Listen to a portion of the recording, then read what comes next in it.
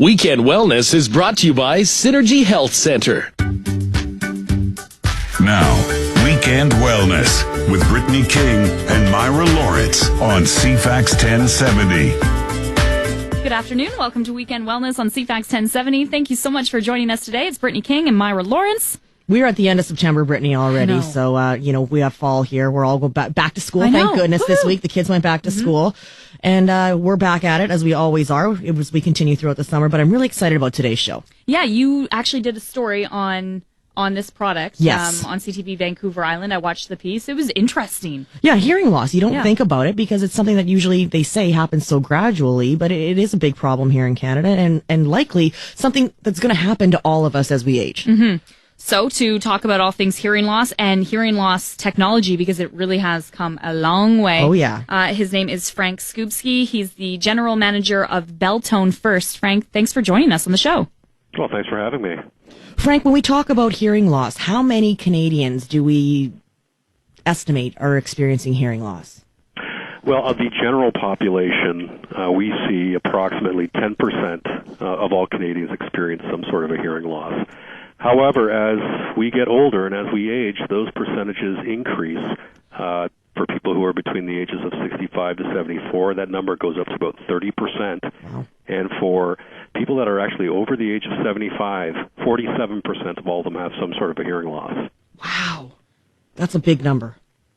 Absolutely. And, by the year 2025, we estimate that 900 million people on the entire planet will have some sort of a hearing loss. So it's a disability that is quite prevalent out there.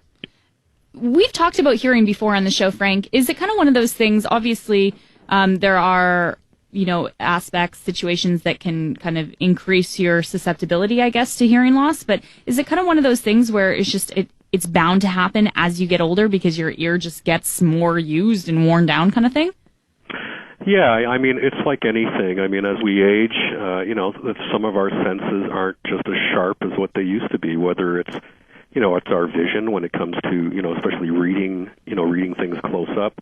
Even our sense of taste can be, impacted as we age, smell. And hearing is just one of those things. I mean, hearing what, internally in the inner ear, there's a series of nerves in there. And really the analogy that we like to make is the cochlea, which is the organ in the inner ear. It's a lot like a piano. And if you take a look at the low sounds on the piano, which you would find on the left side of the keyboard, and the high sounds that are found on the right side of the keyboard, those high-pitched sounds start to go as we age. So it really is inevitable. We do see, though, that a certain percentage of people, about 16%, have hearing loss, which is directly related to noise and noise exposure. So whether or not that's when they're on the job and they're not wearing their earplugs, or, for instance, they could be exposed to some loud sounds for certain durations. So there are some preventative measures that we can take, like if you are working in a big construction zone, to wear those earplugs. But what I found super interesting about the piece that we did was talking to Ross, our subject, and how it was so gradual. People don't realize that they're losing their hearing. No, exactly. I mean, it really creeps up on you very, very slowly. And, from the time that you really start realizing that maybe you do have a hearing loss, and really the key points or the key things that you end up doing is asking people to repeat themselves. You maybe don't hear words correctly, you answer questions incorrectly, for instance. But at that point, when people do, find that there's something wrong with my hearing, it really takes them about 10 years to actually go and do something about it. Why is that? Well, you know what? I mean, maybe they think, number one, it's going to get better. Or maybe, what we see a lot more times is that people who have hearing loss feel that it's not their problem. It's everybody else's problem, because they start saying that, this person's mumbling and that's why I can't hear them. But in reality, they're not mumbling. It's just the way that they're perceiving or the way that they're hearing. Wow. And if you let it continue and you can't hear, I know we were talking when I was in the clinic, was that my grandmother is experiencing hearing loss, and now she's basically at the dinner table or in social settings. She just doesn't speak anymore, Brittany, because it's like she can't hear, so she doesn't engage in any of the conversations. And this is something that's common, correct, Frank? Absolutely common. I mean, because a lot of times what happens is when you have a hearing loss and you're engaged in a conversation and maybe you answer something incorrectly, and sometimes some people will laugh, because maybe you don't mean to be funny, but it can be embarrassing for that person, obviously. So what tends to happen a lot of times, as opposed to getting help, they'll just shut down and not participate in conversations. That's sad. That's hard. Yeah. That has a lot of, it's not just affecting your hearing loss. Doesn't just affect you physically, I guess. It affects you emotionally. Yeah, it must. Yeah, absolutely. I mean, hearing really is what connects us to people. I mean, it's our ability to communicate, to understand. I mean, you can see certain things. You can see if a person is smiling, but you don't know if those are, smiles because they're happy, or maybe they're smiles because they're sad, right? Or tears of joy, for instance, is another good one. So, hearing is really what allows us to communicate and connect with each other. Back to my grandma for a second here. She can't hear. We know this. I think she knows this, but we can't get her to go get her hearing checked. Frank, why do some people just refuse to do this? I think it's really the stigma that's associated with it, that this is really something that, is associated with getting older, and it's just something that people just don't want to face up to. And the other part about it is that they remember, the hearing aids that, maybe their parents wore, 20, 30 years ago, and kind of remember, what the technology was like back in those days. And really, they're not really up to, the latest technologies, or at least the advances that have happened, in hearing instrument technology. We're definitely going to talk about those advances. Frank Skubski is the general manager of Beltone First. You guys are doing a ton of really cool things on the hearing aid front. But Myra mentioned her grandmother not wanting to get a hearing test. What does that entail, getting a hearing test? What do you go through? Well, the process basically takes about an hour on average. And, first thing, of course, when you walk into a hearing clinic, you will get you will have a, sort of a patient questionnaire that you will fill in, just to determine that, you don't have any sort of medical related problems. Maybe you had noise exposure, maybe you have a sudden hearing loss. But really all it is that we either use, headphones that go over your ear, or these little small, foam plugs that go inside your ear, and we present a series of tones to you from low frequency to high frequency. And we measure at what level you're able to perceive those tones. So what we would call normal hearing is roughly, if you're able to hear a tone at roughly about a 25 decibel level. Anything, if you need to have a louder tone presented to you, and that's when you respond for the first time, then there's probably some sort of hearing loss present. Is there such a thing as like an at-home self-hearing test? There are. Online, you can go and do some self-tests. They are available. The accuracy, though, of those really, because you need to have your speakers probably properly calibrated and whatnot. You really probably want to go to a hearing clinic and actually have the test done in the proper conditions. And it's just not about tones too. We also test, your perception of speech and what kind of speech words that we present to you. Whether or not, if we say a certain word to you like hot dog, do you come back and repeat that word to us, at a certain level? So we do test what we call speech discrimination as well. And a lot of these places will test for free, correct? That's correct. Yeah, hearing tests, although not covered usually, by any sort of provincial medical program, the majority of hearing clinics that are out there will provide either a hearing screening, which is a much quicker test, kind of just does a very quick sweep for you, or sometimes they'll even do a more comprehensive hearing test for you, and yeah, usually there's no charge. I would be curious to know, and maybe, Frank, you can speak on this, how many people think that they have impeccable hearing and then they go for a hearing test and it's actually not as great as they thought? I think that's a lot of people, actually. Yeah? Yeah, absolutely. I mean, a lot of people really feel that, they've got really sharp hearing, but, upon further testing and under the ideal circumstances, we can determine, exactly, how they are hearing. But, that happens quite often. People feel that they've got, Superman hearing, but in reality they don't. Well, Ross was pretty funny. He was talking about his wife says he had selective hearing, even though he didn't hear. And now he can't get away with it because he has these really slick hearing aids that are basically, they talk to your cell phone now. So things have come leaps and bounds in the whole hearing aid industry. We're talking to Frank Skubski. He is the GM of Belltone Canada. We're going to take a quick break here on Weekend Wellness and be right back with more. Welcome back to Weekend Wellness on CFAX 1070. It's a great show this afternoon. Thanks for joining us. We're talking to Frank Skubski. He's the GM of Belltone Canada. And just before the break, we were talking a little bit about the stigma that's associated with hearing and hearing loss, and how some people are still thinking that hearing aids are these big clunky things that hook up on behind your ears, but that is not the case anymore. These things are tiny and slick and computer internet savvy and adjust themselves. And here to tell us more, Frank is here. So Frank, we've come leaps and bounds as far as technology goes. Oh, absolutely. I mean, I think that, 30, 40 years ago, if you took a look at the technology we were utilizing then, I would make it akin to stone axes and bear skins, because, we have completely moved into the digital age, to the, computer age, the internet age. When it comes to programming hearing instruments, the processing that a hearing instrument can actually accomplish, millions of calculations per second. And this past winter, Belltone launched, Canada's first made-for iPhone hearing aid, the Belltone First. Wow, an eye aid. Yes. That's crazy. How does it work? Well, basically, this product operates on what we call a 2.4 gigahertz FM technology band. It's what's called an ISM band, so that's basically an industry, scientific, and medical frequency band, something that you'll see, with things like pacemakers and whatnot. I mean, they all kind of use very similar sorts of frequencies, but it's something more that we see with, your wireless mouse or your wireless keyboard.